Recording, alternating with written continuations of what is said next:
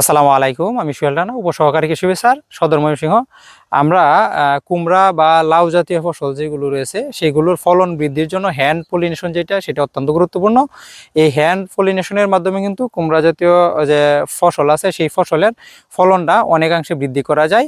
বিশেষ করে আমাদের অনেক কৃষকদের অভিযোগ একটা থাকে যে অনেক পরিমাণে ফুল আসছে কিন্তু ফল ঝরে যাচ্ছে। সেটা মূলত পরাগায়নের যদি সঠিকভাবে পরাগায়নটা না হয় সেটা জন্য ঝরে যেতে পারে। তাই আজকে আমরা এই পলিনেশনটা কিভাবে করতে হয় সেটা আমরা হাতে কলমে দেখানোর চেষ্টা করব। আর যেহেতু এই কুমড়া জাতীয় যে ফসল আছে যেগুলো রঙিন ফুল, সেগুলো কিন্তু সকালবেলা আমাদের পরাগায়নটা করতে হবে, সকাল 10টার আগে করাটাই সবচেয়ে ভালো।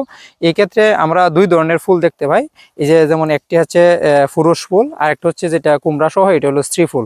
তো পূর্ণ প্রস্ফুটিত যে ফুরুষ ফুল আছে সেই ফুরুষ ফুলটি প্রথমে আপনারা নেবেন। নেওয়ার পরে তার যে পাপড়িগুলো আছে সেই পাপড়িগুলো সাবধানে একটু সতর্কতা সহিত পাপড়িগুলো ভেঙে নেবেন।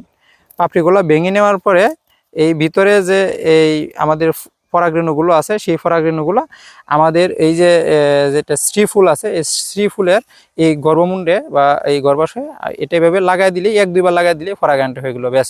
এই যে এই সহজ একটু কাজ, এই একটা কাজ করার মাধ্যমে কিন্তু আপনার কুমড়া জাতীয় যে সবজি আছে সেই সবজির ফলনটা অনেকাংশে বৃদ্ধি করে নিতে পারেন। এবং এই কাজটা করার ফলে কিন্তু এই যে আমার কুমড়াটা আছে সেই কুমড়াটা ঝরে পড়বে না, সেটা আকারে বড় হবে এবং এটা দেখতে অনেকটা সুন্দর হবে। আশা করছি আমাদের এই ছোট্ট একটু টিপস থেকে আমাদের অনেক কৃষক ভাইয়েরা অনেকটা তাদের উপকৃত হবেন।